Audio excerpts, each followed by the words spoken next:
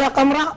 تفضل يا أبو صلاح وسريعا. يا جماعة، لو أحد سأل المملكة العربية السعودية أو مسؤول سعودي لماذا لا تبيح الخمر، عندنا 1000 جواب وجواب له.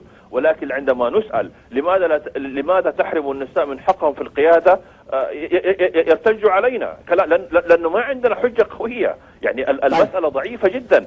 أما الأخت كامبراء نفسها اعترفت بالحاجة إلى كاميرا للسيارة، وإلا وضعوا البيان الشهير اللي وزعته أنت يا عبد العزيز بالدعوة إلى إنشاء شبكة نقل للنساء.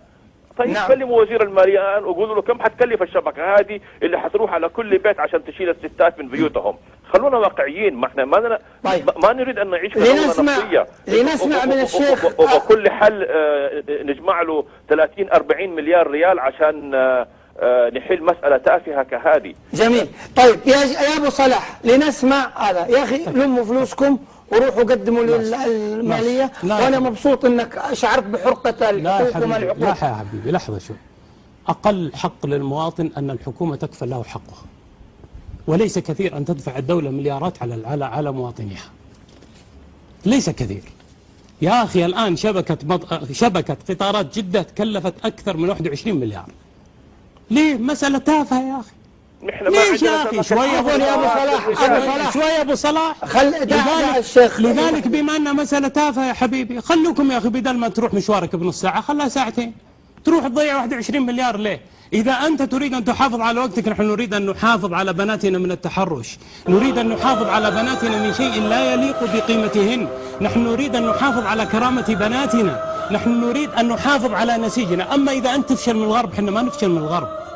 إذا أنت عندك مشكلة مع الغرب أنك ما تقدر تودي وين تودي وجهك، حينما يسألك ليش الحرمة منسوق، أنا عندي وجه وأنا صريح، أنا عندي تميز. إذا أنت ما عندك تميز، لما الملك حفظه الله، لحظة، لما الملك سألوه عن بناء الكنائس ماذا أجاب؟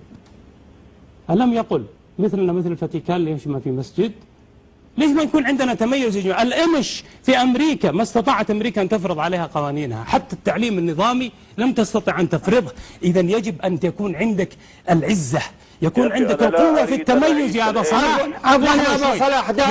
يكون عندك قضية التميز. أما تقول والله مليارات، خلي المليارات يا أخي تنفق علينا يا أخي، خلي المليارات يا أخي ندوق عسيلتها. يا أستاذ جمال، رجاء بده يعيش طبيعي، يعيش طبيعي. تبغى تعيش كالإيمش، عيش كالإيمش يا أخي. لا أنا ما أقول لك أعيش كالإيمش، أنا ما أقول لك كالإيمش، أنا أقول لك أنا أعيش طبيعي أحسن منك، وأنا عايش طبيعي من قبل.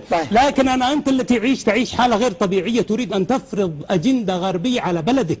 هذا المشكلة فيك يا جمال، من يوم ما كنت في الوطن وقبله وأنت تريد أن تفرض أجندة غربية. لا تشخصن يا أخي. أنا معي قدامي رجل يرد علي زي الحين يقول أنا طالباني عادي، ما عندي مشكلة. أنا أقول لك القضية هي قضية أجندة غربية. المستهدف منهج بلدك، ليس المستهدف يا أخي والله لا حرمة سوق ولا حد درع. حينما تقول التي تركب مع منال الشريف، اعلموا أيها الناس أنه قد أرسل إليكم أنبياء منكم فما بالكم لا تهتدون، إن أنبياءكم هم العلمانيين فإنهم قد أتوكم ببرهان يقين، كفوا عن هذا السجال العقيم وأنصتوا لهم لعلكم تتفكرون، تجنبوا النبش في صفحات التاريخ لتثبتوا أنكم الفرقة الصحيحة والآخرين غير مصيبين، توقفوا عن الحديث عمن قال ماذا وعمن فعل ماذا منذ آلاف السنين، انبذوا تراثا رثا دفين، تراثا أثبت أنه عديم الصلاحية والفائدة وغير قابل للتطبيق.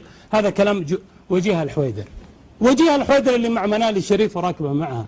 من وجيه الحويدر أنا أتحداها الآن عبر هذا المنبر، أتحداها أن تنتقد المرجعية الشيعية التي تهين المرأة في زواج المتعة.